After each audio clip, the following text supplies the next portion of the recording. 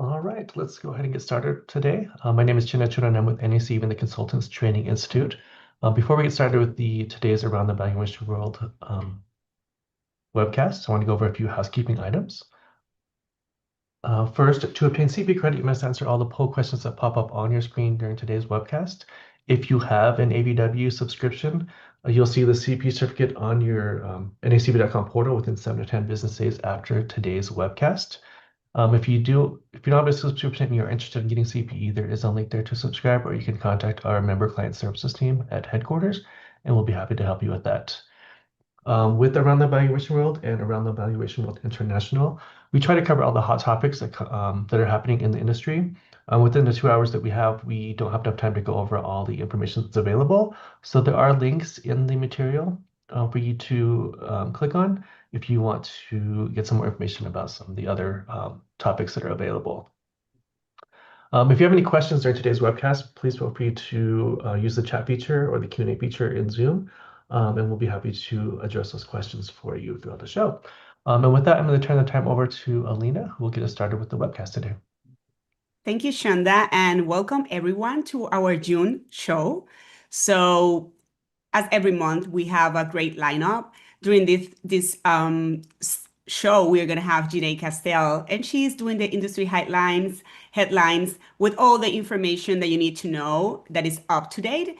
And then we also are going to have Roberto Castro, and he's going to be interviewing our judges. So we switch a little bit the show this month, so make sure that you stay with us up until the end.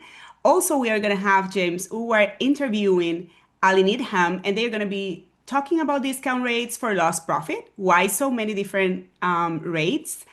And later after that, we are going to be having with us some of the favorites talking about economic update. We're going to have Carla Nunes and James Harrington. Later, we are going to have, this is a month for the Standards and Ethic Bulletin. So we are going to have Robert Brand talking about that and the AI-induced bias in valuation and litigation support.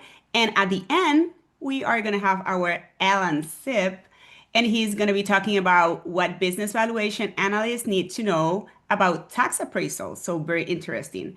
So now we are going to start our show with Janae Castell, and she's going to be doing the industry updates. Janae, great having you as every month.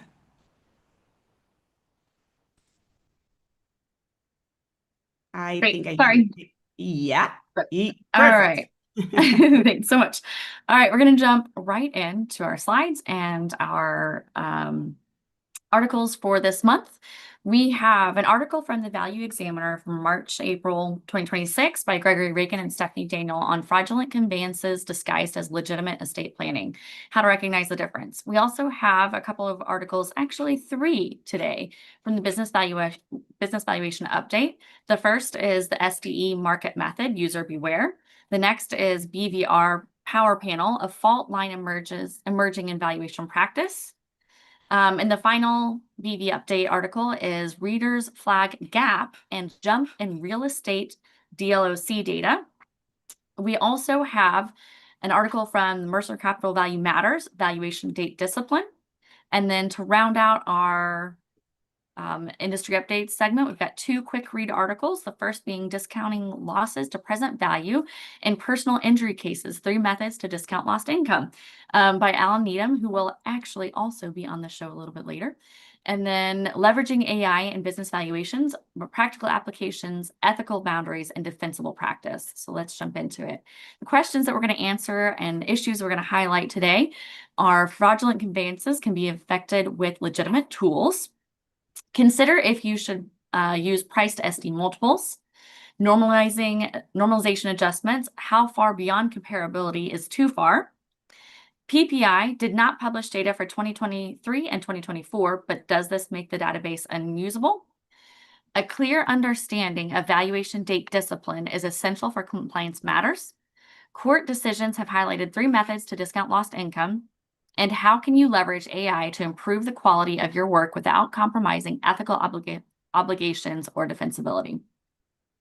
The first article on fraudulent or illegitimate transfers The authors examine how individuals facing litigation or divorce may use asset protection trusts or complex corporate shells to illegitimately move property out of reach of creditor claims, including those of a divorcing spouse.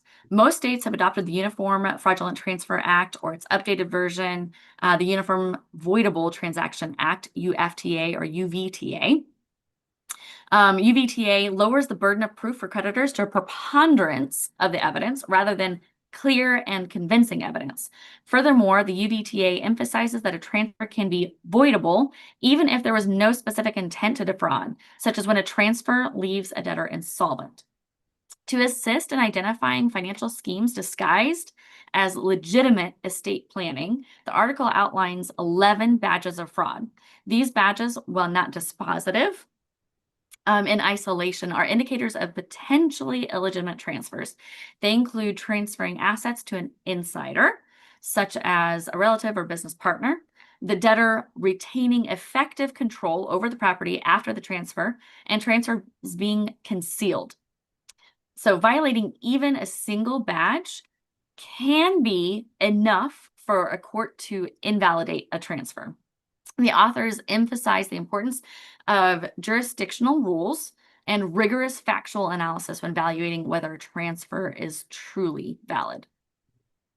The next article on the SDE market method, the author draws on a Louisiana divorce case where an expert's reliance on price to SDE was called into question.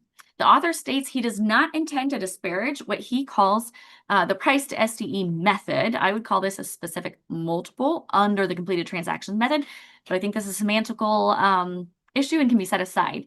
It might also be notable that the appraiser in the divorce case appears to have used a rule of thumb as his price to SDE multiple. I knew these things before I put this article into the slides. I still think the issues raised have merit. So the article encourages valuators to think more deeply about using a seller's discretionary earnings multiple and to question the results. This may be easier if you are using another method or multiple where you can compare the outcomes and reconcile the inputs to achieve defensible results. The author suggests analyzing the return on equity, excluding any return on labor, implied by your result, which could be enlightening if you were to arrive at a cost of equity, say, below or near the risk-free rate. Make sure the rate of return is commensurate for the risk of investing in the company, the author warns. In the article, there's a fictitious example illustrating this return analysis. I was unable to follow the calculation for the development of net cash flows to equity, and it wasn't immediately clear if the business was debt-free or if there were adjustments or interest and debt. Likely no debt for a very small business, as was presented for M&A type engagements that I believe the author focuses on. But there are these are some further points to make, especially to make sure that you understand what the multiples represent and how they're calculated. Don't, for example, conflate invested capital and equity prices. So an interesting article, take a look. Be cautious with those SDE multiples, or understand what they are, understand how to adjust them, understand how the courts may challenge them. The next article from the BV Update was the BVR Power Panel. For financial normalization, analysts typically adjust historical data to remove non-recurring expenses or accounting anomalies. However, some experts are pushing beyond the scope of comparability and sustainability in their normalization tactics. The article gave an example of a company's financials that were normalized from a longstanding 10% EBITDA margin to match public company peers who achieved 20% margins. The panelists took exception, especially at the level of detail or lack thereof that this adjustment was made with. Individual expenses were not analyzed. The bottom line was just reset. This performance re-engineering risks turning objective valuations into hypothetical exercises that ignore a firm's actual operational reality. The article didn't mention inappropriate standards of value given the assignment, but this may be a good way to reframe your analysis, looking at the standard of value, and make sure that any adjustments fit the purpose. The operative reality, as the panel called it, is important to understand, and the evaluator should consider if the discount rate reflects the risks of generating cash flows beyond its proven track record. Moreover, the company's comparative margins, whether it has thinner margins or more generous ones, should be a significant part of the analysis. Don't bury that. Be especially aware of the operative reality or as-is value in legal disputes, where courts tend to prioritize the economic interest of a business as it currently exists. The author posits that vague discussion of financial statement adjustments in valuation literature may be partly to blame for the confusion on appropriate normalization, where some appraisers don't understand what is meant by comparability to its peers. If only there were a new book that might discuss such things. Spoiler alert, there is. So readers flag a gap in jump in real estate DLOC data. The PPI data is missing information from 2023 and 2024 due to the number of publicly registered partnerships and unlisted REITs with new data being insufficient. But this does not invalidate the data set, as historical relationships remain relevant for valuation practitioners. Valuation practitioners are encouraged to rely on the most recent, or have been encouraged to rely on the most recent 5 years of historical observations. As for the change, the significant rise in discounts observed in 2025, it is primarily attributed to changing market conditions, especially and specifically the impact of higher interest rates. Benchmark rates moved from near zero in 2022 to over 4% in 2025. Because investors now demand greater yields, the market value of these interests has dropped relative to their net asset value. Those shifts represent a logical repricing of assets rather than a flaw in the database methodology. All right, valuation date discipline. This article explores the critical role that timing and specific data plays, or specific dates, excuse me, play in the accuracy and defensibility of business appraisals, particularly in the context of estate and gift tax filing. There's no bright line rule for when a valuation becomes stale, as its validity depends on professional judgment and evolving circumstances. Factors that can shorten a valuation's useful life include macroeconomic shifts and industry or company changes. The IRS Pub 561 suggests a 60-day window for charitable contributions, which many advisors use as a reasonable benchmark for other IRS purposes, perhaps 60 days. As always, it depends. The deadlines for filing and for payment may dictate the engagement timing and constrain the ability to evaluate alternative valuation dates. Appraisers may sometimes need to provide valuations as of multiple dates to quantify the tax implications of an alternate valuation date. Courts are also increasingly aware of the principle that valuation must be grounded in information and facts that were reasonably known or knowable at the valuation date. Not considering valuation date issues early and often can necessitate costly updates, which either go unpaid to you or result in frustration from the client, as well as delays. So to ensure a valuation is defensible against challenges, the article recommends best practices, including closely align the valuation date with the actual transaction date. For example, the date of a gift is made to reduce risk. If there is a significant lag between the valuation and transfer dates, advisors should consider rolling the valuation date forward. All right. Discounting losses to present value.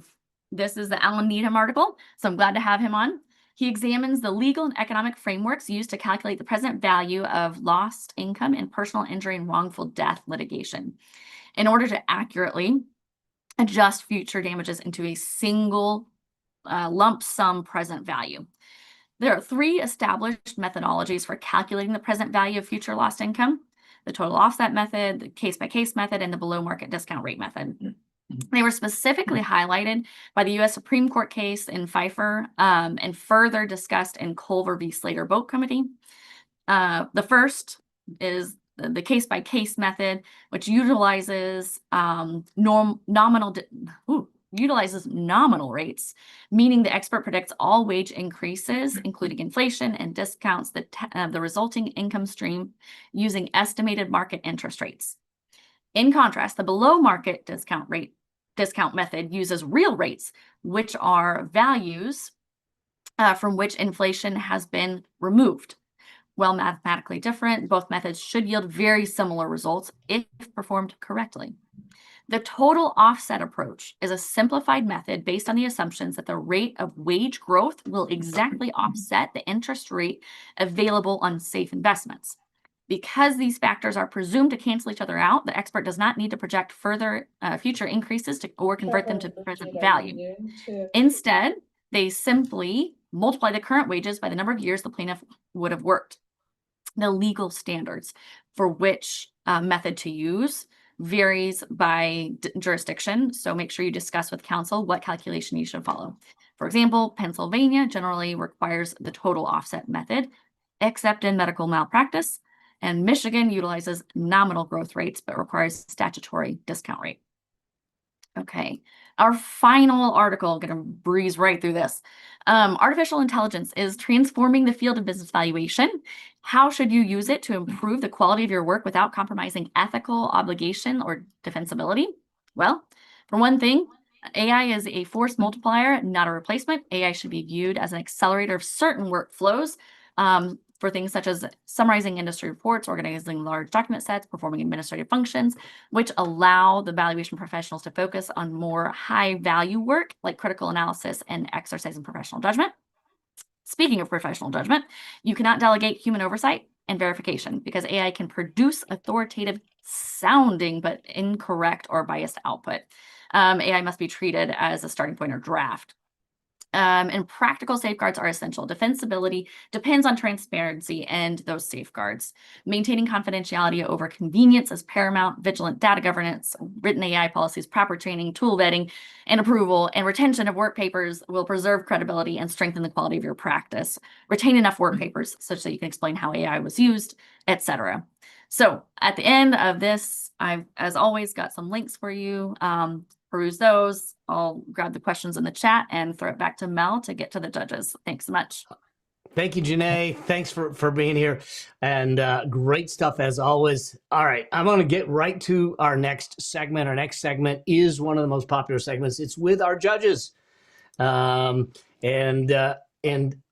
we have a topic about navigating expert discovery in civil tax litigation, which is going to be really interesting. And Roberto Castro is going to be interviewing our judges panel.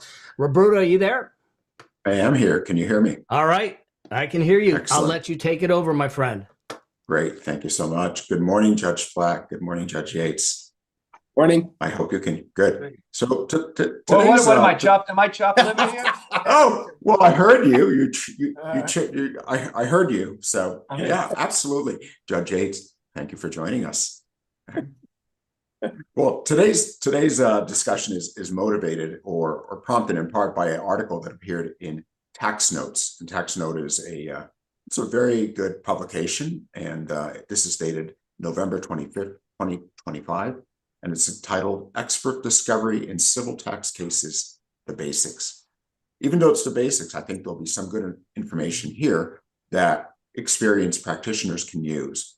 And it compares the procedures that are used in the tax court with federal courts. And of course, we'll bear in mind that Judge Yates and Judge Platt will have their say on how it may differ from civil courts and rather state courts. And eventually we're going to talk a little bit too about the disclosures that experts must do as part of that is testifying experts must provide. So with that said, let's kick it off and chat really briefly about discovery. There are typically experts, but you have testifying experts and non-testifying experts. So briefly, judges, why don't you tell us what is your understanding as to what is the difference between those two and who gets disclosed and who does not get disclosed under, again, state, and then we'll move into the differences between federal and state and the differences in the federal jurisdictions. Thank you. Well, I guess I can start. Judge Driscoll's here too. He usually kicks us off, but I'll go ahead and kick us off today. Testifying experts are experts who are essentially exposed to all discovery. If you are identified as an expert who may appear and testify at trial, you can fully expect to have to sit for a deposition, to make your materials available, to have all of your reports available to the other side. And so everything that you do should be done with an eye toward disclosing what you've done to prepare to testify. Consulting experts who simply provide advice and information to counsel are much more shielded from the discovery process. As a matter of fact, you can consult with all sorts of experts without having to open them up to full-blown discovery in any way, shape, or form. And so in the simplest terms, that's the distinction that I would draw. And I'll hand it off to Judge Driscoll or Judge Platt to go deeper. There's a lot to be said about this. I think not only immune from disclosure, I think immune from even disclosure of the identity of the consulting expert, or the fact that you did consult with a consulting expert.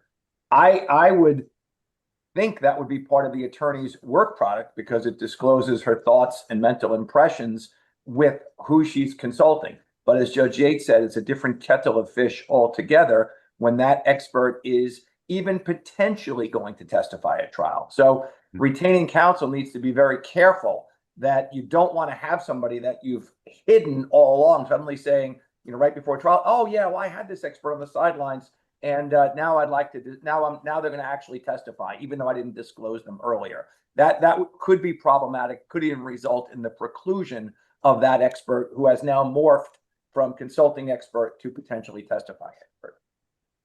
Let me just ask you. I would just add to that the way you might do that would be to, if you are a consulting expert or is have a contract that explains that you are just that, and that what it is that you're going to do and what you're not going to do, particularly since if this got to the level of a judge, a tax court deciding, or one or more judges deciding, then you're going to have essentially lawyers arguing with each other about what the role of the expert is. The expert not saying a whole lot about anything, because the purpose of the hearing would be to keep the expert from having to do that. Well, let's talk about that. Let's talk about the protection that you as an expert want is something more than just your informal arrangement, especially since I don't know about New York and Michigan, but tax court in Maryland sometimes, without disparaging any individual, but it doesn't inspire confidence at times, and may or may not be well credentialed, and may or may not be scholarly on these issues. So all the more reason to have something that is persuasive other than lawyers arguing with each other. As a sitting judge, I would say that every judge is great and every court is great. So I'll leave it to Judge Platt, now retired Judge Yates and Judge Platt, to offer anything consistent with their First Amendment rights that they would like to say. Well, let me just put a little bit of perspective here. So we have typically a discovery process that is initiated right after the complaint is filed typically. And then at some point we have something that's called a scheduling order. And again, this is really geared towards the experts that will be testifying. So when does the scheduling order kick in? And can you just walk through what is typically disclosed and required in a scheduling order? I can just start off here with some basic propositions. For example, more and more jurisdictions are going to mandatory initial disclosures. It tries to take the gamesmanship out of discovery by saying at the very front end, you have to disclose certain information, regardless of whether you get a request from the other side. In Michigan, for example, you have to disclose your experts, you have to disclose information about your experts, and you have to disclose what the point of your expert's testimony is going to be. So that kicks off right away. The federal system has moved in that direction too, and I think it's all to the good. But in terms of identifying witnesses, now that that's done through initial disclosures, the other side will know immediately who the experts are, and so they can begin to propound discovery almost as fast as the starting gun goes off. Now, with the scheduling order, can you just tell us a little bit more as to how far off, once the case is initiated and we have the discovery process, just walk us through typically, at least in Michigan, what is the the deadline for disclosing all your witnesses? And then at what point are the parties supposed to provide their discovery? My practice was always to stagger disclosure of experts. In other words, you want some disclosure of fact witnesses, lay witnesses first, and then I would typically have disclosure of expert witnesses staggered with the plaintiff going first, and then the defense having 30 or 60 days after the plaintiff's disclosure to name their experts, and then another 30-day period for the plaintiffs to name any additional experts. The idea is you don't want to lard the case with experts if the plaintiff's not going to use them. There's no reason to have the defense out running around naming a bunch of experts too. So New York is an interesting place. So I sit in the commercial division. There's about 30 of us statewide, New York State Supreme Court judges, our highest trial court, who sit in the commercial division, which has its own set of rules regarding expert disclosure that very much mirror the federal rules, which is that well in advance of trial, the party that's propounding an expert has to provide a fulsome expert report, and that expert is subject to deposition. That's what exists in Federal Rule of Civil Procedure 26. Not so in cases outside the commercial division in New York. In New York, outside of the commercial division, an expert can be disclosed at any time, including during trial, and the only remedy is a continuance of the trial, and there's no automatic right to a deposition. So it is and the thought is consistent with what Judge Yates said, which is that why are we forcing all of this expert disclosure in case when most cases will resolve before that? One. And then two is the bread and butter of the state court system. Most state court systems are motor vehicle accidents and slip and falls.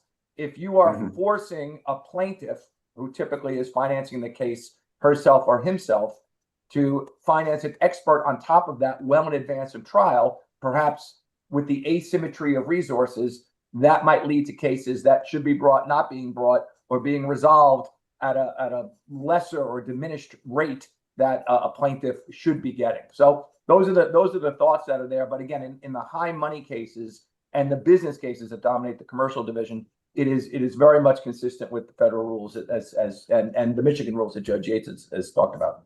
And I'll just add, there's another model which Maryland probably epitomizes, where the scheduling order is more enforced by staff than it is by the court.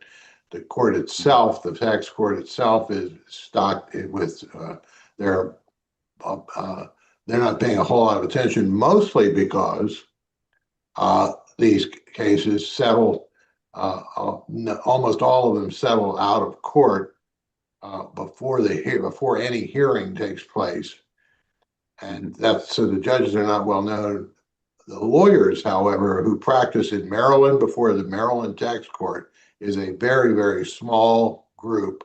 There's always a few general practitioners that get in there and don't know who they're dealing with or why, but generally there's a small group and they know each other, they like each other, and they basically settle all of their cases. The court likes it that way. And those people are going to get deference, whether I think they should or not. In Maryland, again, a lot of the litigation before the tax court involves the comptroller of Maryland. I can't resist telling one more story. I actually litigated by self-litigation in front of the tax court. And the only time I've ever litigated on my own behalf. And the reason was that 6 years after I filed my 2009 tax return, I got a notice that said we can't find it. I sent them a copy. Next thing I got was, by the way, we owed you $7,500, but since you didn't file in time, we're not going to give it to you. Then you had to go through this internal procedure with the comptroller of Maryland, and where I just kept telling them, just say no, okay? And finally, we did get to the tax court 2 days before the scheduled hearing, which I was really looking forward to. I got a call from somebody who identified themselves as the Deputy Attorney General representing the Comptroller of Maryland. And he said, this wasn't handled very well. And I went, no, it wasn't. You won't get any argument from me on that. And he went, would you accept full payment without any interest? I said, yeah, I would have done that a year and a half ago too. And he said, fine. So it's very, very informal. The problem is if you get somebody in there who they don't know and they're not used to working with, then it may become a little more formal. And I don't know whether, there's 50 states. We've talked about 3 of them. I don't know what the other states are like, but the expert doesn't want to get caught in the middle of that. So you need to have a firm understanding with hiring, retaining counsel as to what your role is and will be, as both Judge Yates and Judge Driscoll said, because the role can change. Yes, I'll just add here, and in the article they make a distinction between the procedures in the U.S. tax court and also the federal tax court. So briefly, I don't know if it's the same, but in the U.S. tax court, your testimony, the expert's testimony is the report itself.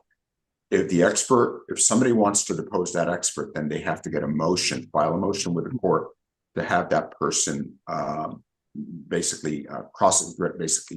deposed, as opposed to the civil courts, federal civil courts, where that is something that is the norm, which you do depose the experts. That typically is the case. Again, we've talked about the commercial division in New York, as well as the tax court at the state level. Gentlemen, any comments on similarities, differences, federal rule? I would just get back to the point you made, Roberto, about the report coming in evidence, and the report is hearsay in my state, and I believe in Michigan and Maryland and every other state, unless the parties agree to it. Now, that being said, in a bench trial, I'll say to the lawyers, I'd like to reflect on this, and the witness on the stand can talk about all of their conclusions in their report, which is going to be a lot longer than giving me an executive summary of what's in the report. So I just want to tie into the Timmy's tip here, which is that have an executive summary in your report distilling those complicated concepts to a couple of pages that I can look at and always use as a reference point for the larger conclusions you have in your report, and be able to, if you are testifying, to explain those concepts. Again, Michael Kaplan always says you all are teachers, right? And we are your students when you're in our courtrooms. So make it easy for us to learn what you want to teach us. So the executive summary is part of it, but also being able to simplify those concepts is very important also. I'd be curious, is the tax court, is the Court of General Jurisdiction in New York and Supreme Bench, I guess, in Michigan, is that the next appellate process from the tax courts in those states? I believe it's the appellate division. I don't Yeah, think we have okay. a specialized state tax court. It's if there's a tax issue, it's resolved at the Supreme Court. Yeah, because I was a circuit court judge for 16 years, and I don't recall ever getting an appeal from the tax court.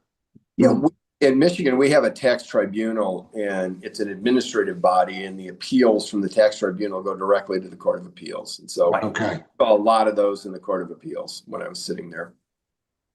As far as the federal system goes, I'm intrigued by any system that essentially relies on reports rather than live testimony, because our experience, Judge Driscoll, I think, reflected it very well, is that you really live or die by your live testimony, not by your report. But obviously, if you don't have to sit for deposition and you don't have to give testimony, the report is the be all and end all. And so whether you can hold up on cross-examination is really beside the point.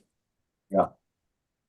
Yeah, and I think that raises the question as to if you happen to be in the U.S. tax court and you are the expert, how big a report do you need to include? I mean, it becomes there certainly is a cost component to it, because if you want to include everything, it's going to be very expensive.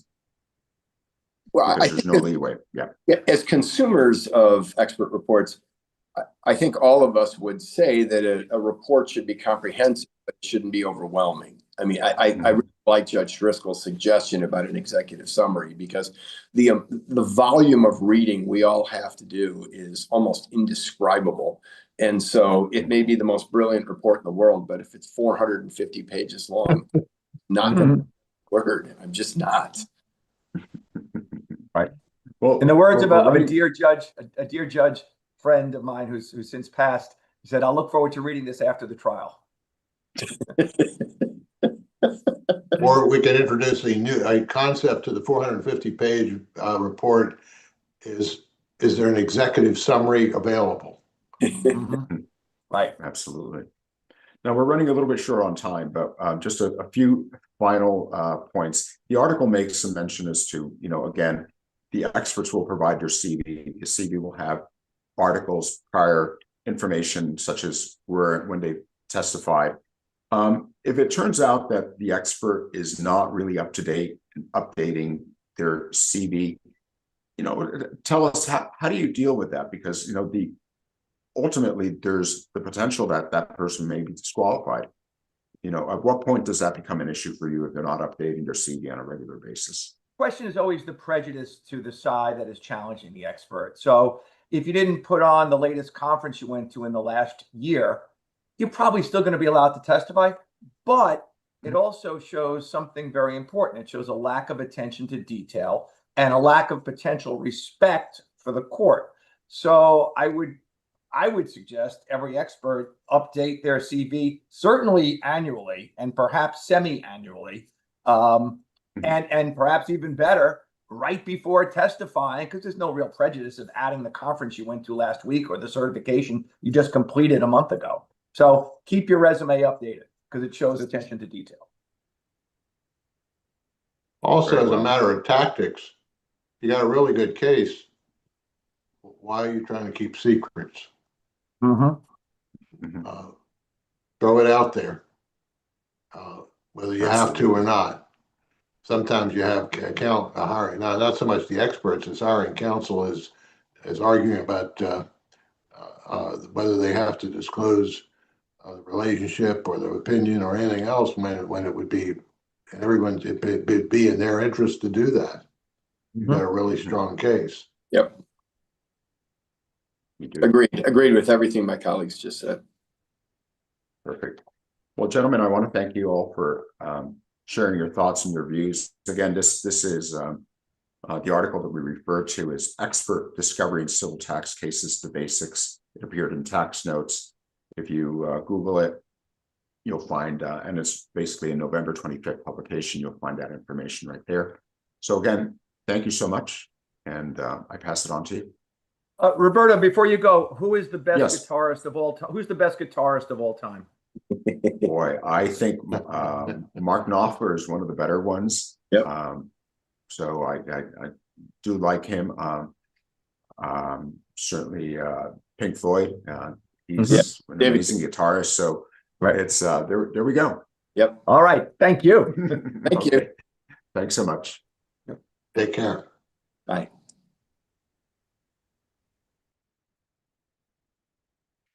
We have Michael Kaplan commenting on. Michael?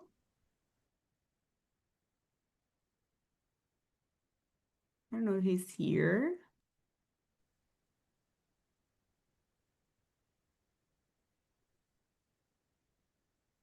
I think he may have, not sure if we maybe just move on to Lena. Hello? Yes. Oh, there he is. He's here. He's here. There we go. Oh. And there too. Okay. Great presentation by our judges and Roberto. And this presentation really underscored some critical things that we have to deal with as valuation and financial forensics experts. And in any case that we get involved in, there's someone on the other side of the case who is going to try to make us look like an idiot. They want to find that one thing or more than one thing in our report, in our work, something that we've produced in discovery, and they're going to try to pull that thread in a way that'll unravel our testimony, our opinions, and all of that. So we need to be thinking every step of the way about what are we doing here? What are we producing? What's contained within the files that we're producing? What are we testifying to at our deposition? Are we prepared for deposition? Have we prepared for deposition in a way that any challenge that opposing counsel will give us is a challenge that we can respond to? And in the same way, when we prepare for trial, any challenge that opposing counsel gives us is a challenge that we can respond to. I believe that it's critical for an expert witness, a financial forensics expert, a valuation expert, to have their work, their opinion so tight and so well thought out and so well challenged before they walk into the deposition or into trial, so that they're prepared, they've thought about the questions that opposing counsel will ask in deposition and in cross-examination. It's critical. We have to anticipate all of the challenges that we're going to get. If we anticipate them, if we're prepared for them, it's going to make our jobs that much more comfortable. Our reports, I say, don't put food into the report that serves only the purpose of giving counsel food to cross-examine us. Because if we're volunteering information that doesn't need to be volunteered, that can be problematic. We're asking for it. Come October, on October 2nd, our esteemed judges and I will be doing a presentation at the conference on when an expert's testimony goes south. Is it homicide on the part of retaining counsel, or is it suicide on the part of the expert? And there are things that both of them do, both retaining counsel and the experts do, that tend to erode the expert's testimony, the expert's credibility, and create situations that there are risks taken that are totally avoidable. So if you can be at the conference, I would invite you to attend our session. I think there's going to be a lot of great discussion, debate, and a lot of things that all of us can learn. And I look forward to seeing everyone in October. Thank you, Michael. It's going to be great seeing you there. So thank you for your time and your expertise. So now we are going to go over with James, and he's going to be interviewing Allyn Needham. So James, you can take it from here so we can maximize our time. Thank you. It's my pleasure to introduce Dr. Needham. He has his BA in Business Administration and Economics from Austin College, his MA in Economics from TCU, and his PhD in Business Administration from California Coast University. Dr. Needham's litigation support, consulting, and expert services and economic research firm Shipp Needham Economic Analysis is based in Fort Worth, Texas. Dr. Needham is a prolific writer and lecturer on a wide range of topics related to damages and lost profits, and a very strong contributor in articles to Quick Read, NACPA's Quick Read, where he also sits on its editorial board. Dr. Needham is going to present on this topic, so we're going to, after following AVW, and I encourage everyone to attend that.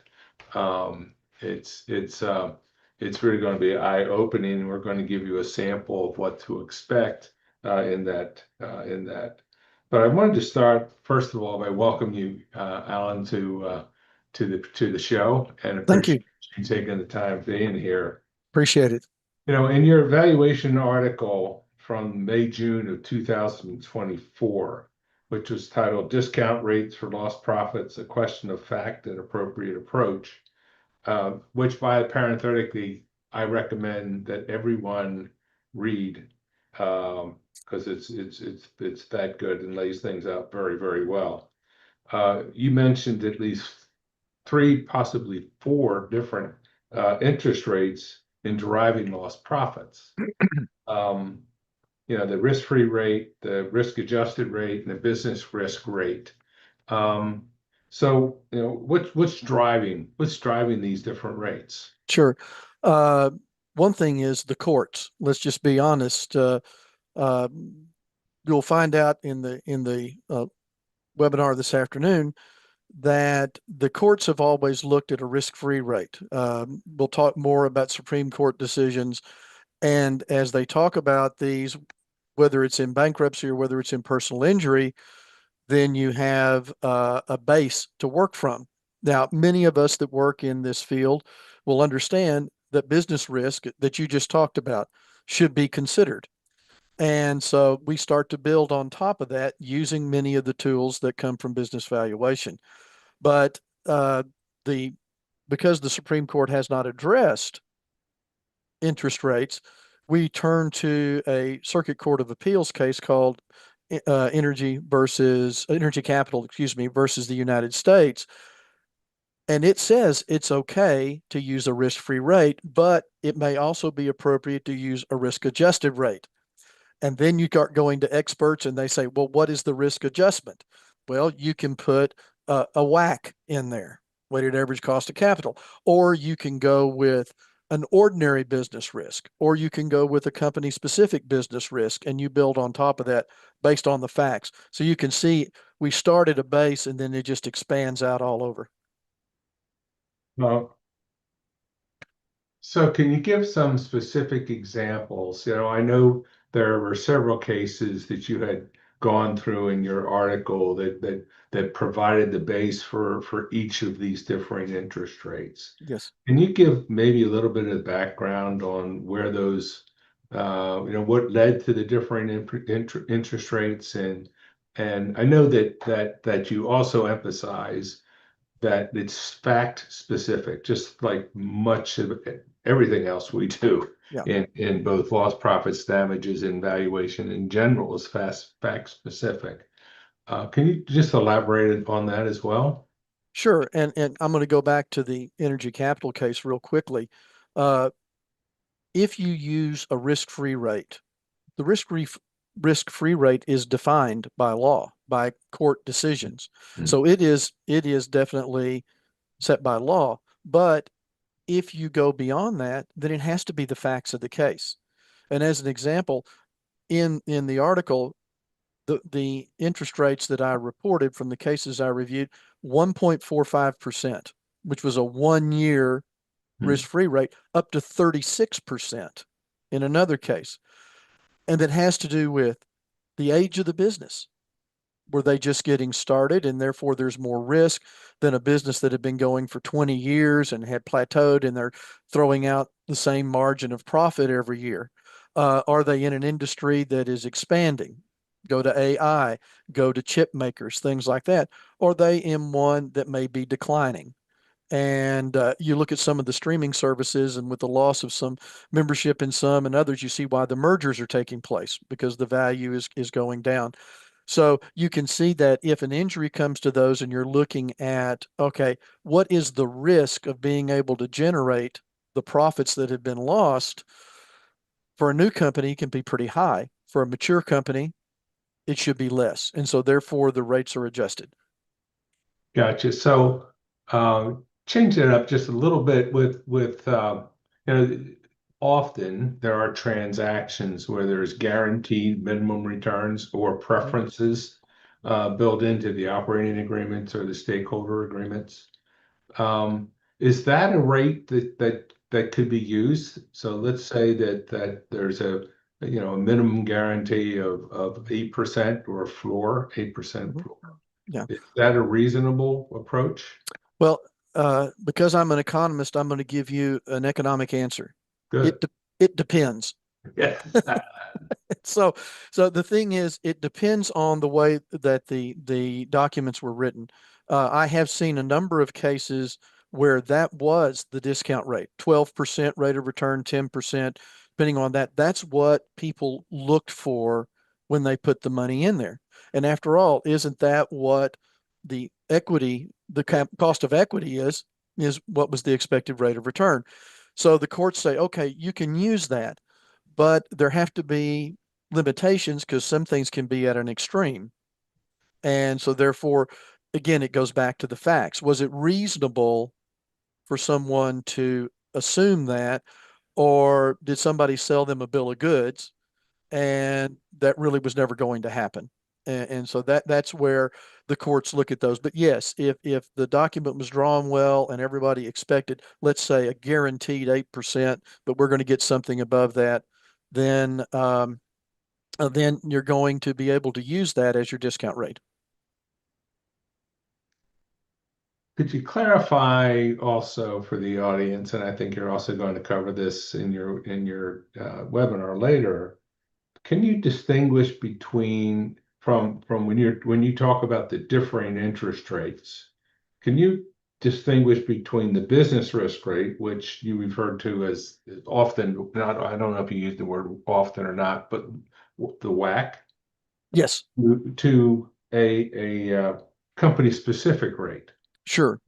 And one of the biggest differences here is that when we're looking at business risk or ordinary business risk, as some of the literature says, we do see that experts use the WACC a great deal. It has two component parts. If there's debt, you've got the cost of debt and the cost of equity. We've already talked about what was the expected rate of return, then how much were they having to pay to stay in business. And so when you do your weighted average, there's your discount rate. And you can do that with any business.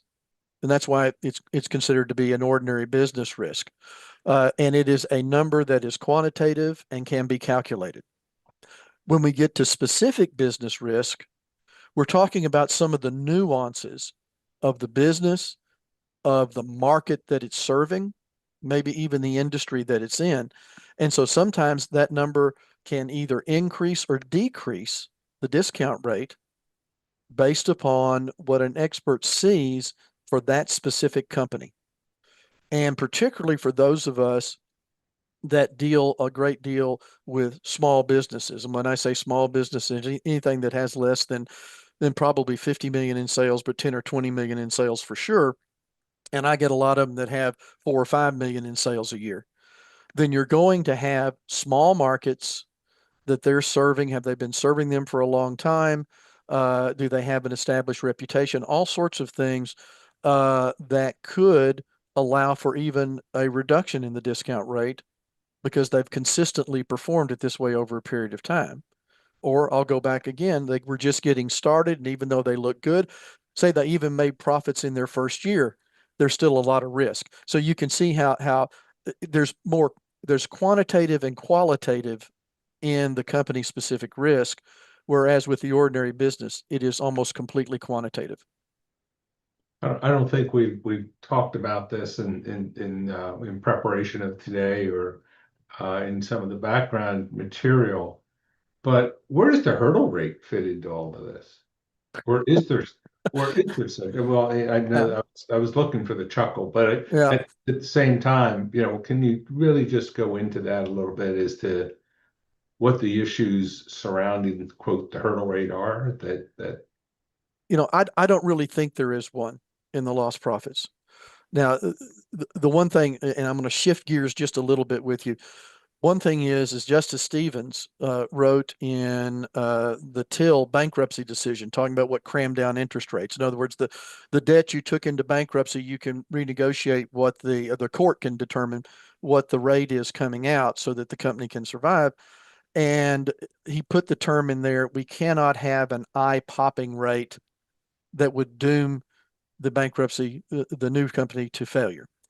And I think when we start talking about hurdle rates or looking at other, up the extreme end rates and stuff like that, the courts are going to say at that risk, they're not even going to be around. Why should we even do the calculation? Then when you get to hurdle rates, it could be, once again, go back to the facts and see what looks proportionate for that area. But I haven't, we don't, let me just back up and say, we don't have a book we can go to and say, depending upon what industry you're in, this would be the appropriate rate, and anything above or below is not going to be within standard. Gotcha. Checking here to see if we have any questions from the audience here.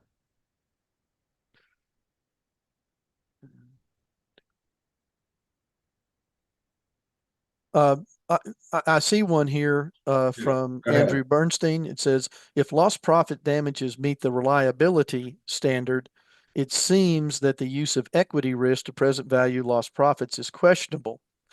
Let me see this. Of course, as I'm sure everybody knows, the definition for lost profits is reasonable certainty, because there is no absolute certainty in anything that we do projecting, but it's reasonable certainty. If we can pass that hurdle, and the court finds that it is reasonable, then when you're discounting, you can use many appropriate standards. I hope you'll meet with me later on this afternoon, and we'll go into a number of those. But the use of the equity risk is indeed an appropriate standard to use, because you're looking at what was the risk to the company to generate that level of profits. And if that's what the expected rate of return is, then it's an appropriate discount rate. And you can work with that. Experts can argue a lot of different things. Like, again, they could go back to the WAC and say, well, I wanted to include debt, or I wanted to go a different way. I wanted to use a different buildup method. But indeed, you can use that. Somebody asked me, again, can you comment on I'm sorry, it moved on me. I'm familiar with once lost profits, 5 years in the futures is determined the present value of lost profits can be awarded is not a fair market value concept. Therefore, the risk free rate return is appropriate. First of all, the calculations that you make to use, whether it's a discount rate or a capitalization rate for business valuation, and the ones that you use for lost profits are different. Now, there are a lot of people that do both business valuations. I do as well. And a lot of people want to use the same formula. And I believe that's inappropriate. I know that may be heresy to some people, but you've got to look at where you are, the facts of the case, and we'll get into the risk-free rate. I've used the risk-free rate in one case, I think it was 25 years ago. Okay. Since then, I haven't, and I felt it was very appropriate at the time. So did the court. But usually there's going to be a risk adjustment, and that risk adjustment can be based on a number of things. Right. And so therefore it could be, I just finished one at the end of last week where my risk-free rate was 8%. Now, okay, you think about the risk-free rate is about, well, at that time was about 4.1%. So it was the risk rate, when you put the risk on top of it, you had another 400 basis points. But it came from 2 or 3 additions that I made to it, and one was a specific company risk. So you can use that. We're not talking about fair market value. We're talking about a loss that someone did not want to have. And so therefore, what was the risk for that income stream? Not the whole business, but that one particular income stream. Yeah. So there's let's do one final question, because I think we've got time to do that. And it says the CPA has been damaged by slander and libel. His revenues have declined by 30%. Can we use risk-free rate to discount lost profits? Economic answer. It depends. It depends. That's a good answer. Yeah. And so, but let me say this. Okay. It all depends on how you're going to do the calculation. I would want to look at what was his turnover. Did he keep the same clients every year? Because if we're projecting out for 5 or 6 years, what was the turnover? If you adjust for the turnover in his business, then I think you could have, I wouldn't use the risk-free rate, but I could have a very low risk rate to go on top of the risk-free rate. If indeed company had been in business for years, this is second, third generation, one of the CPAs gets slandered, or the guy had been in business for years and gets slandered. Okay, but you need to adjust the numbers to reflect business moving forward, because that's what you're doing. Remember, you have what the courts call the book of knowledge. The book of knowledge is because instead of doing ex ante discounting, which is in the business valuation realm, we do ex post. We discount to the date of trial. So we know what took place economically during that time period, and we must adjust for it. Well, I guess in summary, Dr. Needham, what you're saying here is that which is similar to a valuation concept, which is if you're risk adjusting the cash flow stream that you're identifying as lost, then there is a basis for a lower rate Yes. than what would otherwise have been used. Yes, sir. But still, nonetheless, need to have a fact-specific rate. That's correct. That's correct. Once again, every case is going to be different. You have to rely on the facts of the case and then use your education, training, and experience to come up with the proper discount rate. Excellent. Thank you. Look forward to this afternoon's presentation. Thank you, sir. Me too. Well, awesome. Thanks, James and Allyn. This was really helpful. All right. On to the next segment, and this one I'm looking forward to it. I know it's economics, but hey, it's numbers and trying to figure out what the heck is going on and what we might be able to expect with Carla Nunes and James Harrington. Always a great conversation, and both of them are part of the valuation world for decades and are amazing. So Carla and James, are you here? Yes, we are. Can you see me? All right, I'm gonna let you take it away and get right into it and see where we can go from here. Can you hear me? Yes. Okay. It sounds like you're in the middle of a recording or presentation setup. Are you? Okay. Yes. And can you see our screen? I do want to give Jim the ability to slide control, but are you seeing my yes. my screen? Yes. Yes. Perfect. All right. So this is our first presentation where I'm not at Kroll, but Jim and I are best buds. So we continue to collaborate because we love doing this and we are very good friends and we'll continue to do that. So anyway, so we're going to present this. I think we're just going to do the disclaimer that these are not Kroll's or VRC views, and our bios are there for you. But let's just get started because as you said, Mel, there's a lot going on. And this time we thought, what are some of the things that are, going for the US economy? What are those tailwinds helping growth continue and your 401k and investments in your stock market versus the things that are maybe short-term and long-term risks for both the economy and the markets and things that you have to take into consideration when you're doing your valuation. And so on the left-hand side, your tailwinds, your opportunities, the things that are going well, and a lot of these you'll have seen, right, in the newspapers, the however you consume information, CNBC. That's Jim and I are in the mornings sending notes to each other and saying, "Hey, they just said this on CNBC," so that we're the geeks here. But of course, obviously, there's the massive AI and related infrastructure that is going on from an investment standpoint that really is spurring a lot of the growth that we're seeing in the US economy, and we'll have a chart on that. But it's not just the only thing. The reality is that there's been strong corporate earnings, and part of what's driving those earnings is not just AI for sure, but consumer continues to spend, and we'll talk about that in a second. And let's not forget, there's a lot of incentives, tax incentives coming from the One Big Beautiful Bill Act, which are kicking in earnest this year.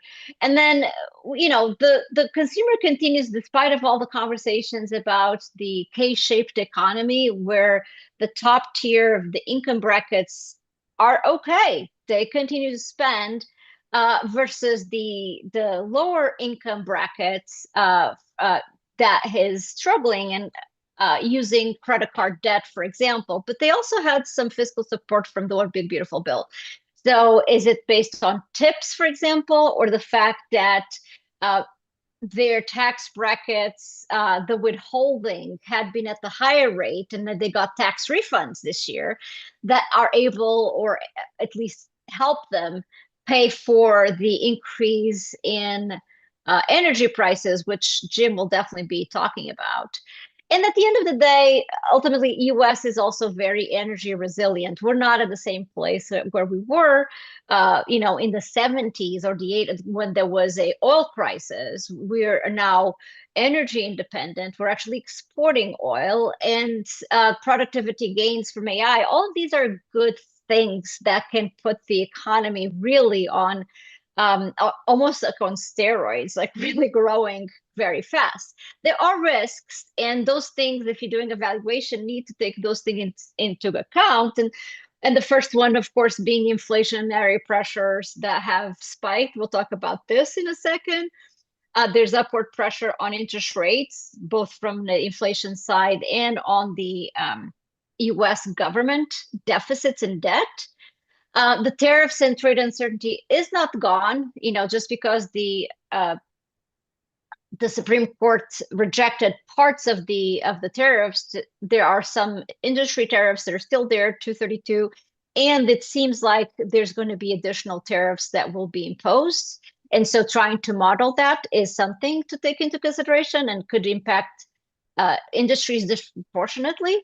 And of course, there's always other geopolitical risks, and the midterm elections is one of them coming up. So we talked about the the impact of AI on the real GDP growth. And this chart shows you at the top of each bar what the quarterly annualized real GDP growth has been since 2021, the post-pandemic effect.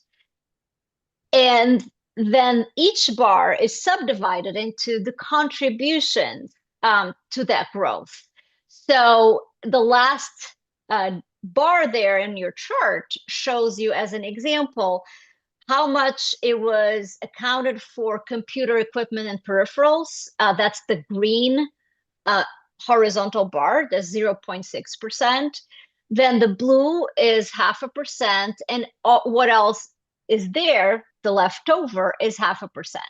So that's how you can think about the blue, the gray, and the green bars, is what is the contribution of each of these components. And arguably, it's an imperfect measure because there's no good way to measure in the GDP accounts how much of that is AI related. So this could be understating a little, overstating a little, but you get a good sense. So if you add back the computer equipment, peripherals, software, those two components is what you see on the right-hand side of your screen in the blue shaded box. And it tells you what the AI contribution to real growth has been over the last 5 quarters, so since 2025. And it certainly has increased. It's been quite sizable compared to historically. And it's been hovering around, yes, we had the bad Q3, but it's been hovering around 1% or so, which means in some cases, in some quarters, we would have a really bad performance for the economy had it not been for the contribution of AI. Now, we know, for example, that last quarter in 2025, the issue was partly because of the government shutdown. That was the longest in history. And so that really, decelerated growth because there was a negative component associated with that. But in general, AI has been a significant component, and by all measures, it's still expected to be quite a big contributor over the next 2 years. Now, this chart here is from the IMF, the International Monetary Fund, from their April report. And they had a survey that they collected. Well, the survey, they're not the ones doing it. In the footnotes that you see here, this is based on analysis of the US Census Bureau Business Trends and Outlook survey. But what they did was they looked at what was the usage by industry of AI in November, which is the red point on your chart, versus the blue, which was in February 26th, the most recent. And then in yellow is the expected use in 6 months following the survey. And what this tells us is the following. The AI adoption or usage is not going to be linear. As an example, some industries in February were using AI less than they were in November. And that means if you have the red little box in front of the blue, that means that in November it was higher usage. So transportation and leisure and hospitality, for example, they were using AI more last year than they were in February. So the message there is just that the impact on your cash flows, on your projections, will depend, number one, on the industry you're valuing, and number two, actually on, you have to allow for variability that, first you think, oh, I'm going to buy this, and then you realize it's actually more expensive than I thought. I'm not seeing the, the improvements that I thought I was going to have. And so it varies. And so that's something that you have to take into consideration when you're doing evaluation. Now, unsurprisingly, of course, information sector at the bottom of the chart is the highest use of AI. We're not surprised, right? But the next one is people like us. Professional and business services are the highest users of AI, even more than financial activities. And so one thing that might be interesting, and Jim and I did not have time to go and search for whether there was a business trends and outlook survey more updated that we could update this chart. So we're just using the IMF, but it's just something that could be a resource for you guys when you're doing valuations. Now, in terms of projected real GDP growth, this is just for the quarter that we're almost ending. So as of June 9, so the Federal Reserve Bank of Atlanta GDP now as of June 9 was expecting 3.3%, which is quite robust. We'll see if their projection comes true.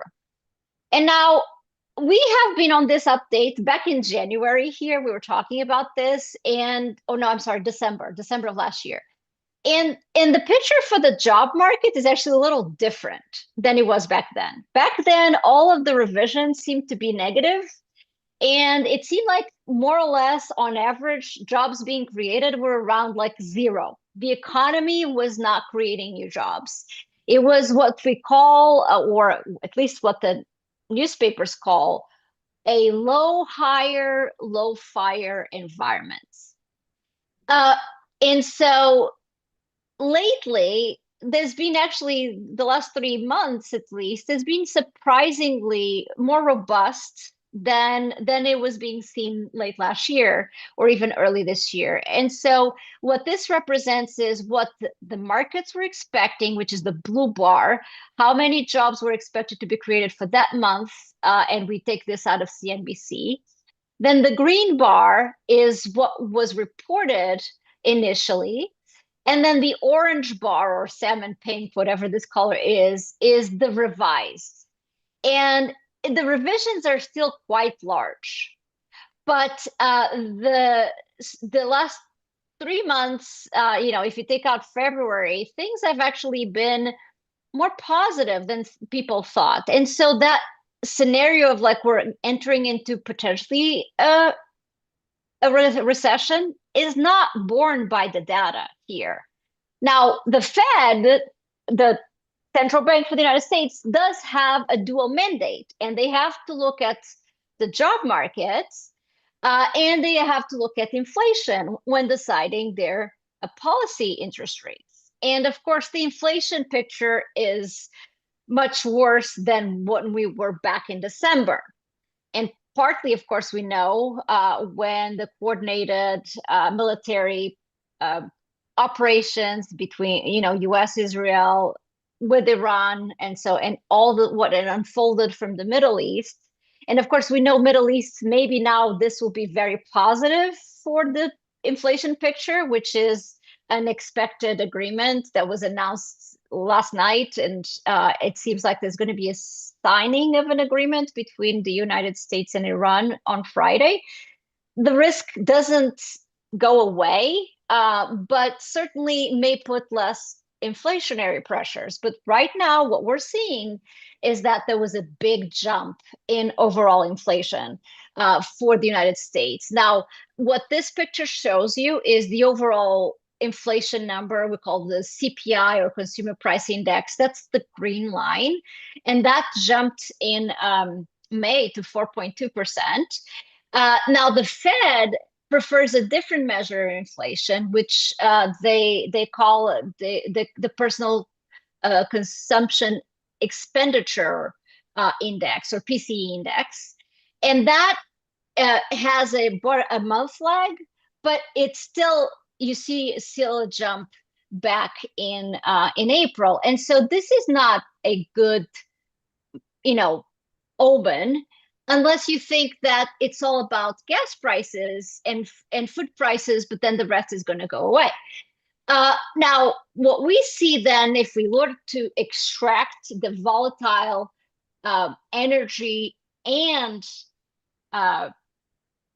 food prices from that inflation number, we still see an uptick. Not as bad, but if you think that the 2% is the Fed's target rate for inflation, we are 50% higher than we should be. And so what does that mean in terms of their job, in terms of interest rates? Well, in terms of interest rates, this is the expected interest rate, which matters for your WACC. It matters for a number of things, even for the risk-free rate, for the expected, for the loss profit analysis that we just heard, is that we can see this is all of the Fed's meetings that for through 2027 from June 26, and that the next one is like in a couple of days, what markets are expecting rates to be for the policy rate.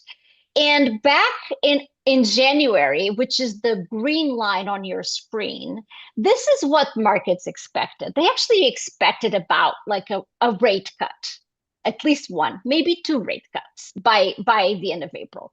Now it's the opposite. And so if you look at April 2027, which is where we have data for both, which is right at the middle of your chart, it says that April 2027 expectations are now higher by 78 basis points. And actually, it should be a typo. That shouldn't be 0.78. It should be 78 basis points. And so this means that the Fed has a much harder job than what they thought they were going to have. And you have a new Fed chairman, Kevin Warsh, who actually has been publicly saying that he thinks that there should be lower rates, but he may be stuck for a while, even though he's the chair, but this is a committee, to be holding rates steady because the argument for rate cuts isn't there anymore. And so that's really goes right into what Jim is going to talk about. But how serious is this energy crisis, if you will? Jim, you should be able to share my screen if you click on it. See if you can move the slide.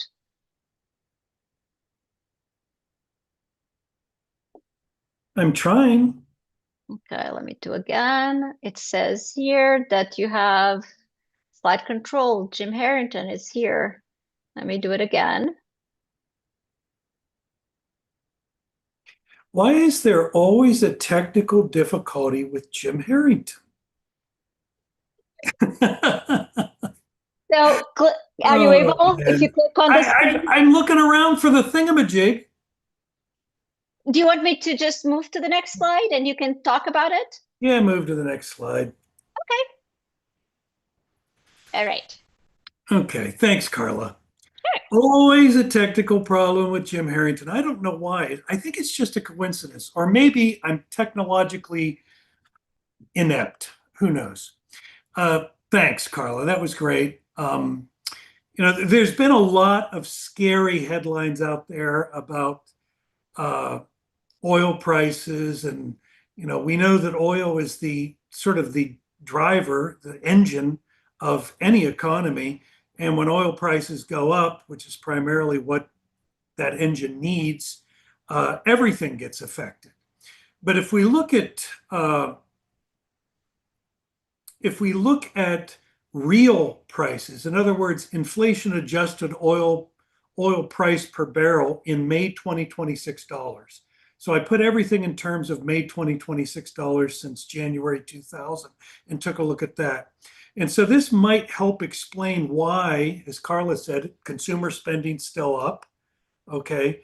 Unemployment is still steady Freddy. GDP is still not great, but it's holding its own. It's because as of the end of May, the price of WTI crude, West Texas Intermediate crude, was in real terms about $95 a barrel. Okay, the average real price per barrel over the last 26 years has been 91. Carla, who's switching me? I'm so sorry. Go ahead. Go ahead. Carla had a technological problem there. I did. I apologize. But we were at $95 a barrel at the end of May. Okay. Over the last 26 years, the average in April or May 2026 dollars is 91. So we're only slightly elevated over on average what everybody's been paying in the United States for oil over the last 26 years. So that's why maybe consumers, even though I hate it when I go to the gas station and fill up my tank, everybody hates it, right? Because it's like it got to over $5 a gallon here. But there's a reason that, like Carla was talking about, consumer spending still up there. It's because we're really not paying all that much more than we have been used to paying. If you take into consideration that, in the fact that in this economy, since the early 70s, the number of barrels to produce a unit of GDP has declined by over 50%. In other words, our productivity using oil has increased dramatically since, just 50 years ago to today. We're actually using about 50% less oil to produce the same amount of GDP. I mean, it is sort of amazing. Now today, the last time I looked, we were about at $80 a barrel. $80 a barrel is actually about $11 under the inflation adjusted real oil price average over the last 20 years. So it's sort of amazing. Same can be said about gas. Okay, I hated, like I said, it got to over $5 a gallon here. I really did not like it. I did not like it because I was sort of getting used to that $2.50, $3. I live in northeastern Ohio, so I mean, paying $2.25 for a gallon of gas was not unusual, But when it got up to above $5, I didn't like it at all. Now, this is also the regular gas price per gallon, again, adjusted, put into May 2026 dollars. In other words, inflation adjusted to today. And you can see it's the same pattern. The average price per gallon for regular gas over the last 20 years, in a real sense, in May 2026 dollars, was $3.79. At the end of May, it was $4.48. Above, but not really that much. What are we talking, like 60, 70, 60 cents there? 60 cents.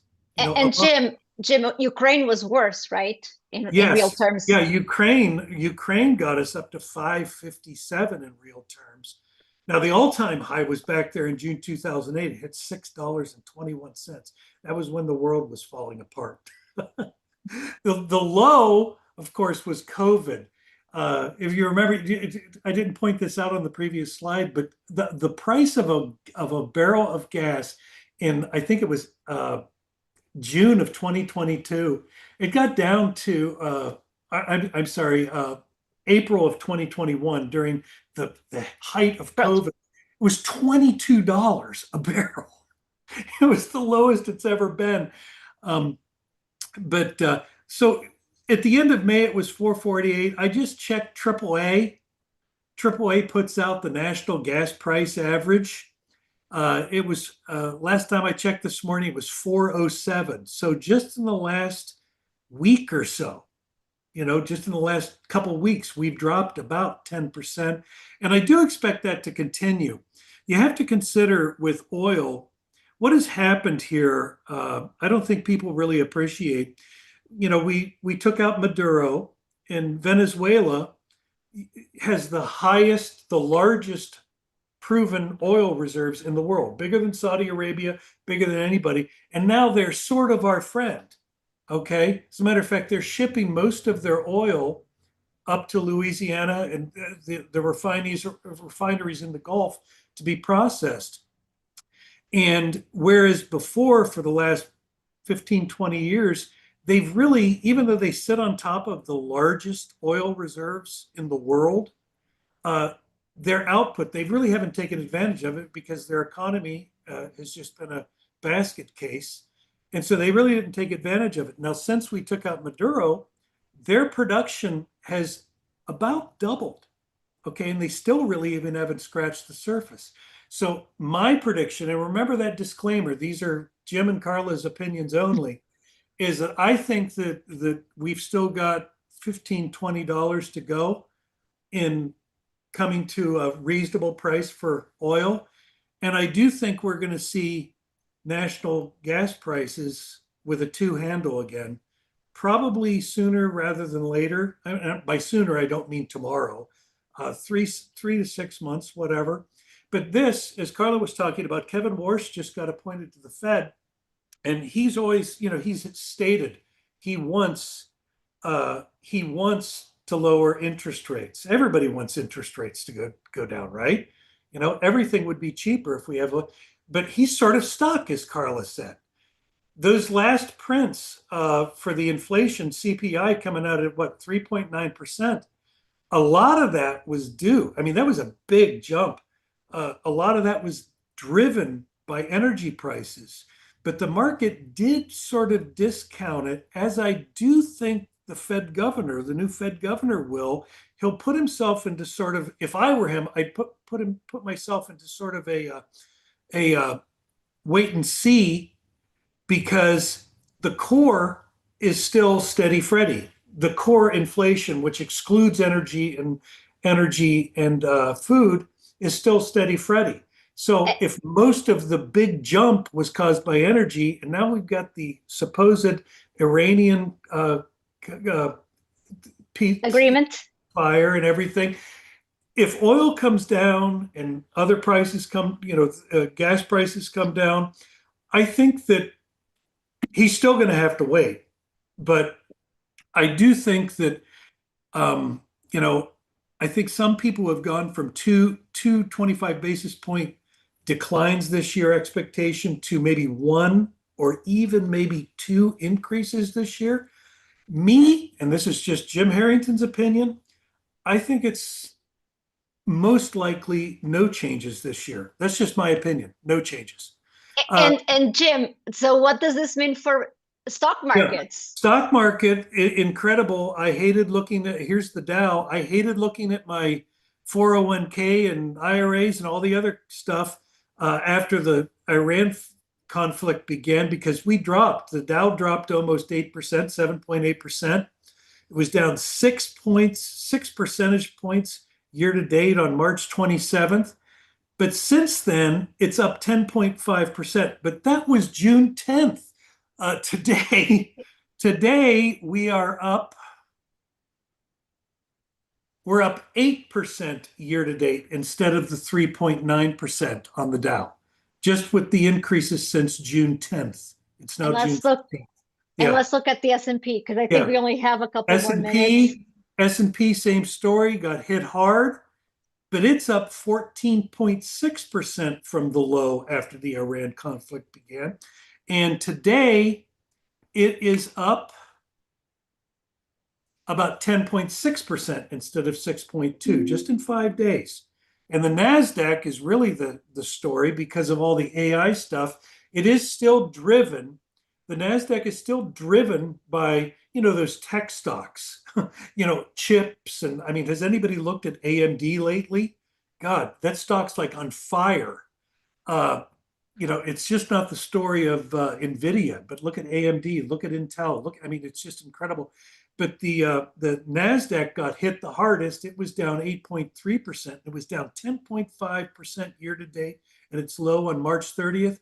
It is rebounded as of June 10th, 21%. Okay.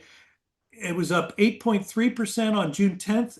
Year to date, it is now up 14.8%. Okay. Crazy story. Okay, next slide, and we'll just wrap it up. Now, we did want to close with the current Kroll guidance on risk-free rates and equity risk premium. We still do recommend, and we're holding, I've used the phrase steady Freddy 3 times in this. I might as well go for broke. Steady Freddy, higher of 3.5% normalized or spot. Now, spot today, 10-year yields, 10-year treasury yields are about 4.46, somewhere around there. So that's higher than the 3.5%. Well, normal. we use the 20, right? 20, Jim? I'm sorry, 20. 20. The 20s, I don't know what they're at, but Yeah. it's definitely higher than 3.5, okay? And we're holding steady at the equity risk premium of 5. We were tempted when all this volatility, when the VIX jumped up, when stocks were down a whole bunch, but we wanted to wait and see what happened. Sort of like I predict Kevin Warsh is going to want to predict on energy prices as impacts inflation, and thus what he's going to want to do with the Fed funds rate. So that's all I've got. So Jim, we'll be looking forward to seeing Alina and a bunch of other people at the Salt Lake City conference. I'm very much October. looking forward to that. I'm very much looking forward to that. Salt Lake is a great city. And I get to be there with Carla. How about that? One of the smartest human beings on the planet. Can I just say that Carla Nunes is one of the smartest human beings on the planet. Yes, she is. We love her. We love you too, but we love her. Jim, back. Yes. But she's yes. just like, keep going, Jim. Oh my goodness. All right. Thank you so much for having us. Yes, thank you for being with us this week. And now we are going to have Robert Brandt, and he's part of one of our board. He's going to be talking about AI-induced bias in valuation and litigation support. And he's going to be discussing the risks, the models, and the mitigation. Robert, thank you for being with us this month. Thank you so much. Let me see if I can share here.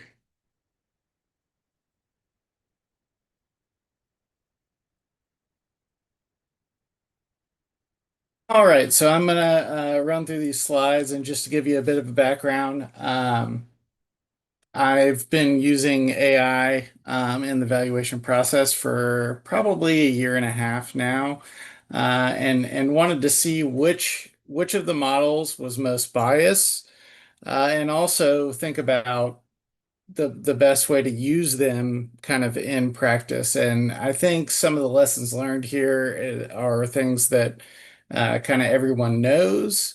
But I'm going to touch on a little bit further on kind of how my firms use them, and hopefully provide some insight as to how you may use them going forward. So if we look at the central premise here is kind of AI. It's great for accelerating kind of the front end of your process and valuation, and to give a forward about myself, I focus on non-litigious valuation, so a bit of a black sheep here in the NACFA family, but if litigation is involved, I typically try to stay away. But gift and estate, transactional financial reporting is my main focus, and so we really look to use AI from a front end load. So, hey, take these financials. Hey, take this data. use it in a way, or take it and compile it in a way that we can use for our evaluation. Then we'll bring in, an expert such as myself or another member of my team and analyze it, make determinations on risk, growth, comps, things of that nature, and then maybe bring in AI on the backside to help kind of consolidate that in a report form. And so what I found through my research is that AI is great for accelerating. It absolutely speeds up your output, but bias can creep in depending on the prompts that you're using. One thing we see here is that the data that you put in can induce bias. Historical data sets can carry prior market patterns and omissions. In terms of model design, this is an interesting one. So, a lot of the AI webinars that I've attended are all about, hey, let's take this model, whether it's GPT or it's Claude or it's Llama or whatever the case may be, and let's shove all this data into it and just hope that the output we get is what we're needing to go forward. Something that my group's been working on is taking the existing models that we have, so the stuff that we've already built in Excel, and finding a way to use AI and the existing models that we've built to carry things forward. And I'll be happy to talk offline to anyone about this, but as it stands right now, my team can take engagement financials, upload them into our AI agent, and include a copy of our Excel model, and it'll take the scheduling kind of out of our hands effectively. So it will take all the data, whether it's tax returns, internal financials, audited financials, compile them, and then input them into the model, into our format, and set it up to move forward with the engagement.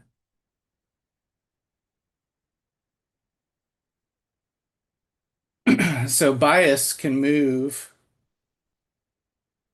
value through judgment sensitive inputs. So when we look at this is another argument for, hey, where do I use AI, and where can bias creep in? If you're looking at using AI to determine comps, that's a clear warning sign that, hey, maybe I need to, as an expert, need to take a second look at this. AI is great for doing a first run at this. They can pull comps. I use an agent specifically that gives me a public comp analysis. So when I'm doing a GPC for a subject company, I'll definitely use AI to take a first run, give a first grab of public companies that may fit. This is a case, though, where you do need to further analyze and make sure that they make sense for your subject company. Growth projections is another one. Looking at historical trends is great. You can use AI for things like margin analysis, growth profit analysis. But again, it's still a backstop for you as the expert on the case.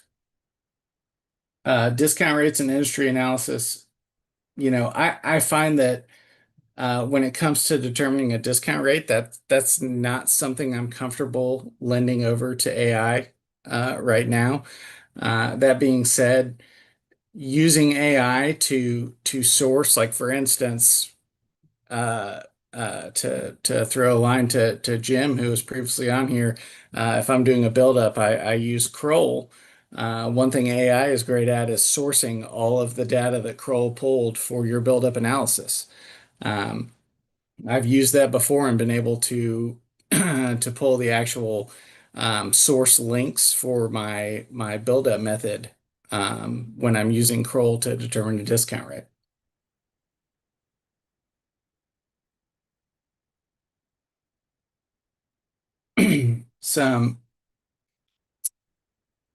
litigation support kind of boosts this in terms of bias issue and how bias can look like advocacy.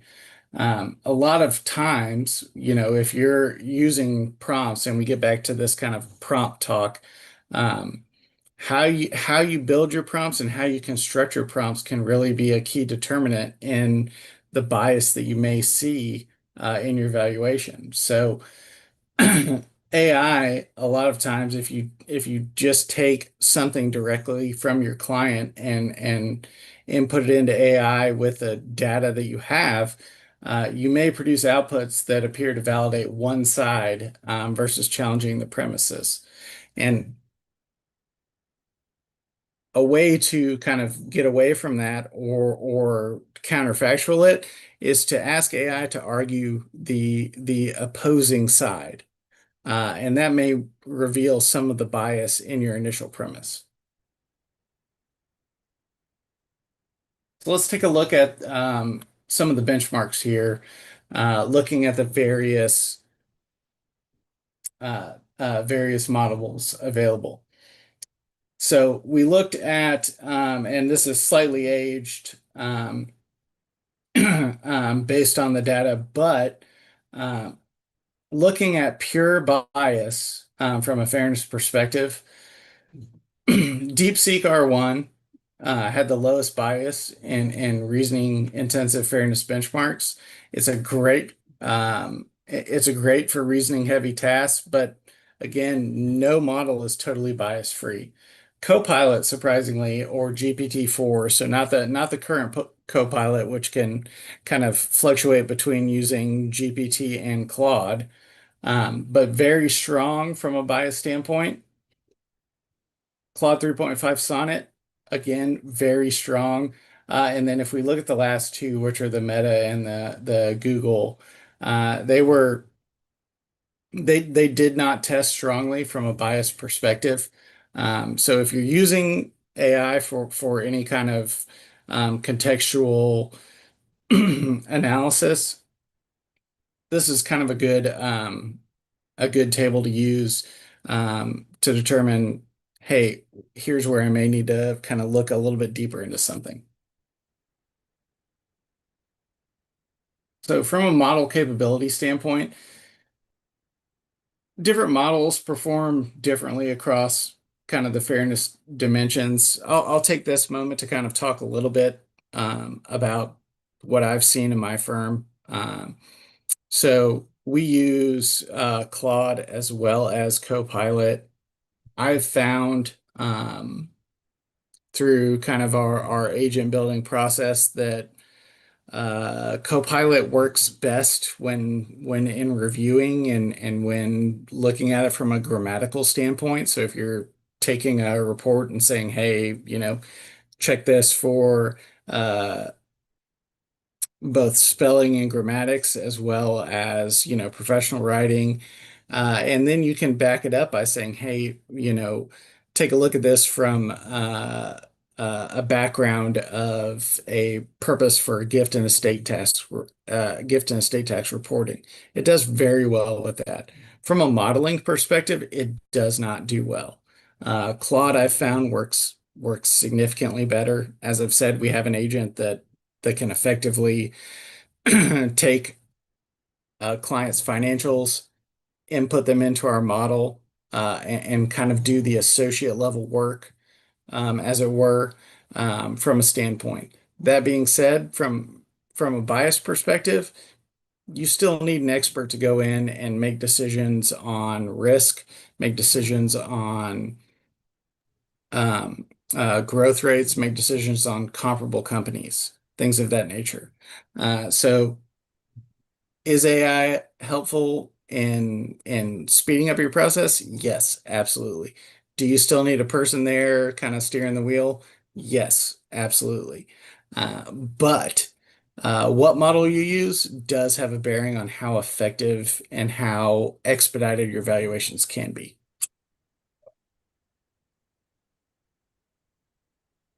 I think I just ran to the end there.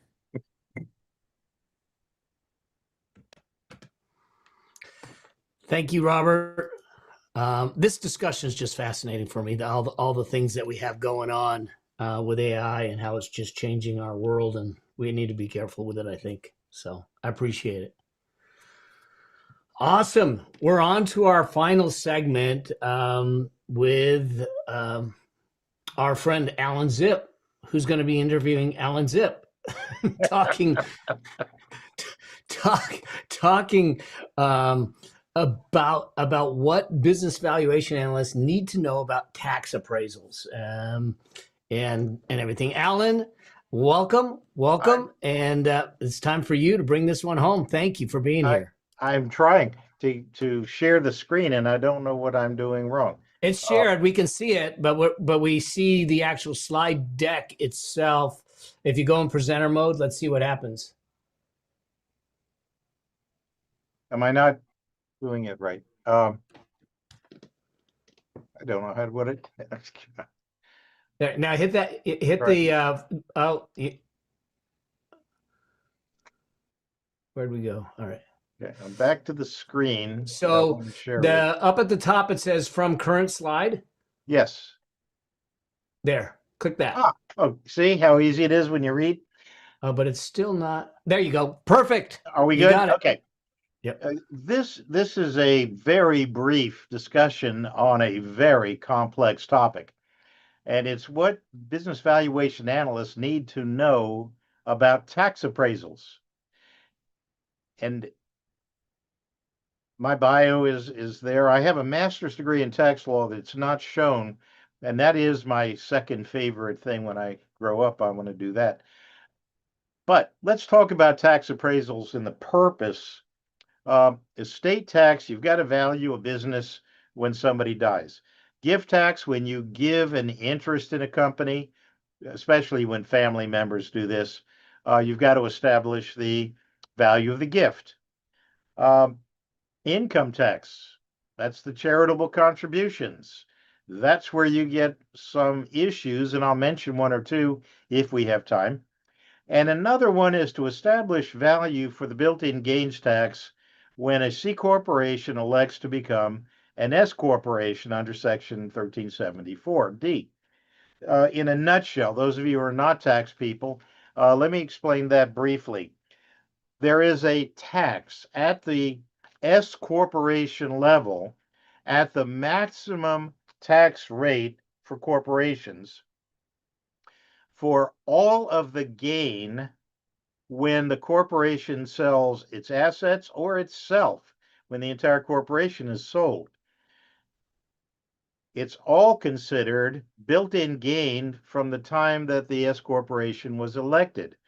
Now then, you're allowed to reduce that built-in gain if you can establish the fair market value of the corporation at the time it became an S corporation. So the date of the election is the valuation date.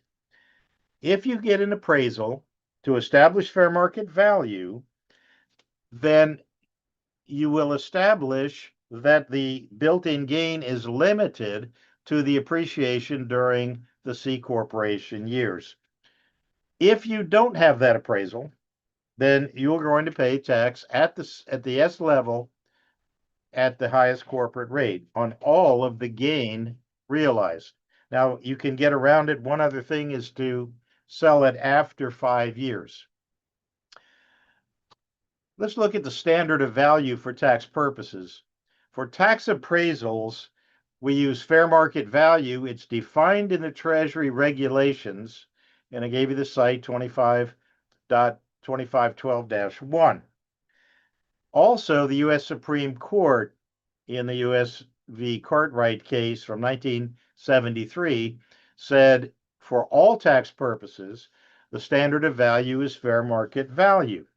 You've got to be very careful when you're dealing with tax appraisals because tax affecting pass-through entities is not generally accepted by the tax court for tax appraisals. So be cognizant of that. Now I want to get some heavy-duty legal issues for you. This is right in the code. I mean, this is statutory language. And at section 170 F11EI, the term qualified appraisal, and this is a legal definition, it means with respect to any property, an appraisal of such property which is conducted by a qualified appraiser. And I'll tell you what that is in a minute.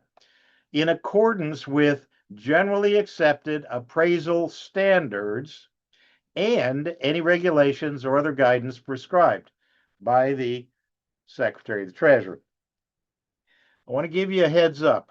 Circular 230 is the kind of guidance that the Secretary of the Treasury will provide to us as practitioners when we do an appraisal for a tax purpose.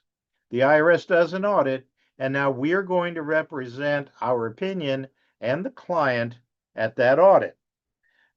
Note this, okay? December 26th, 2024, day after Christmas, a proposed amendment was made to Circular 230. It established a new standard D, or a subpart D, and the section they added this, section 10.61. It was new. And it was intended, and it said so, it was to regulate appraisals and appraisers and subject them to discipline in representing clients before the IRS audits. They defined qualified appraisal and they defined qualified appraiser in section 230 or in circular 230, but they also put in the USPAP requirement. I'll go over that with you in just a minute, but I want you to see legal definitions here of what is a qualified appraisal. If you do an appraisal for tax purposes, it must be a qualified appraisal. In order to do a qualified appraisal, you've got to be a qualified appraiser. And it, once again, in section, this is in the code, the statute, 170 F11E 2Is, the term qualified appraiser means an individual who, watch this now, has earned an appraisal designation from a recognized professional appraisal organization, like NACFA and a CVA. Or, and here's the big or, has otherwise met minimum education and experience requirements set forth in regulations prescribed by the Secretary. Those regulations have not been established yet, so we don't know what exactly these regulations are going to have. And by the way, that December 26, 2024 proposed amendments to Circular 230, after the Trump administration came in, they did not invoke that. So that has been held in abeyance, and the next administration may put it right back in. So be aware that there is a proposed amendment to Circular 230. But I'm going to show you what they did do with regard to defining what you have to do as an appraiser. Now, you have to meet, you've got to be certified in some way. You've got to regularly perform appraisals for which you receive compensation and meet such other requirements as may be prescribed by the Secretary in regulations or other guidance. Now, regulations, USPAP. I want to show you this because it's in the regulations right as we speak. Treasury Regulation 1.170A-17A2. A qualified appraisal document prepared in accordance with generally accepted appraisal standards means, and here's a quote, it means the substance and principles of the uniform standards of professional appraisal practice. I wonder now, is USPAP now presumed to be a superior standard? The tax court has looked to adherence in USPAP as a measure of the credibility of an appraisal. If you look at the estate of Cecil case from Tax Court Memo 2023-24, the tax court gave no weight to a valuation that was inconsistent with USPAP. Are we seeing now something along a federally regulated business valuation standard So where is this debate headed, do you think, inside the standard setting bodies like NACFA and AICPA? I would argue that the appraisal standards of AICPA, NACFA, and ASA meet the substance and principles of the Uniform Standards of Professional Appraisal Practice. I do want to read something to you that was in the proposed regs. And it said this, that under the new subpart D would require appraisals submitted to the IRS to conform to the substance and principles of the Uniform Standards of Professional Appraisal Practice. Then it says, and this was very interesting, that the proposed standard would ensure that appraisals submitted in an administrative proceeding generally conform to the broad applicable standards without requiring strict compliance with such standards. So you don't have to comply strictly to USPAP, but you've got to be, you're going to have to meet the substance and principles. What does that mean? Now, here is an interesting 2 points. A failure to conform to the substance and principles of either USPAP or the International Valuation Standards that is not the result of willful, reckless, or grossly incompetent conduct is not sanctionable. So they carved out an exception from punishment if you didn't do it on purpose and you were generally competent. The question then is, who decides what meets the substance and principles? And it says this in the proposed regs. The IRS's Office of Professional Responsibility would determine whether an appraisal conforms to the substance and principles of these general appraisal guidelines during the Circular 230 investigatory and disciplinary process. Oh gosh, I say it was excellent, right? We did an excellent job today. That's going to mess up my, I can't move it on. Somebody help me technically. How do I move it on? Every time that Allyn, if you click on the slide, it will go back to it. So you can right click on the slide. Yep. Oh, got it. Okay. Now we can finish up briefly. Penalties. What if you didn't qualify, you didn't do a qualified appraisal, or you're not a qualified appraiser? There's some penalties here. 6695A deals with substantial gross valuation misstatements attributable to an incorrect appraisal. Let me refer you now to the tax court case. It was Oconee Landing Property LLC versus Commissioner. Tax court memo 2024-25. There was a finding there that the appraisers had reached an advanced agreement with the donors to appraise the property at an overvalued amount. That created a penalty for the appraiser. The penalty is imposed on the appraiser, and it goes like this. It's the lesser of, the greater of 10% of the amount of the underpayment, or $1,000, or 125% of the gross income received by the person that you got paid for the appraisal. And there's one other penalty, and that's for failure of adequate disclosure. This one is that if adequate disclosure is met with a qualified appraisal report prepared by a qualified appraiser. We've defined that already, but if it's not a qualified appraisal report, or you're not a qualified appraiser, there is no statute of limitations on assessment for not adequately disclosing the value of the property. I think I'm there. Yeah, we're there. Thanks, Chanda.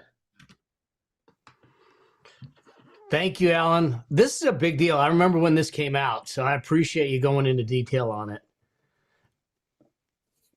So awesome. We're at the end of this this month's program. We have this same program, a new program coming to you July 20th, same time next month. If you want to make sure you get your CPE, make sure you're answering all the poll questions. and make sure you're registered for AVW. And I look forward to seeing you back here July 20th, 2026 with a whole new program. And those of you that are going to be in Salt Lake later this year, look forward to seeing you all there. I'll be there live. So see you soon. You guys have an incredible, incredible day and incredible month.